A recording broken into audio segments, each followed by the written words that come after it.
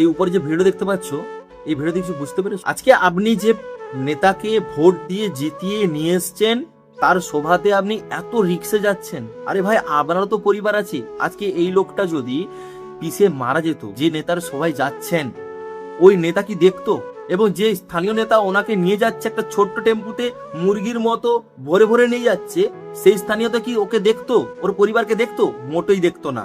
আচ্ছা, আপনারা ওই স্থানীয়তাকে বলুন আমি মিছিলে যেতে রাজি আছি, আপনি বাস ভাড়া করুন, আমরা সিটে বসে যাব। কিন্তু এবার টেম্পুতে আপনাকে গুঁজে গুঁজে নিয়ে যাবে 50 টাকা 100 টাকা লোক দেখিয়ে, না হলে তুমি ঘরের টাকা পাবে না, না হলে তুমি কিছু প্রকল্প পাবে না, এইসব হুমকি দেখিয়ে অনেকজনকে নিয়ে যাওয়া হয়। আরে ভাই, যাওয়ার দরকার নেই। নুন ভাত খেয়ে ঘরে থাকো তাও ঠিক আছে, কিন্তু এইভাবে জীবনের ঝুঁকি নিয়ে যাবে। এই যদি লোকটা মারা যেত না, এর পরিবারকে কোনো নেতা দেখতো না, বড় নেতা তো দূরের কথা, স্থানীয় নেতাই দেখতো না। সো আপনার মাথা, আপনার বুদ্ধি আপনি কাজে লাগান, বাকিটা আপনি সবই জানেন।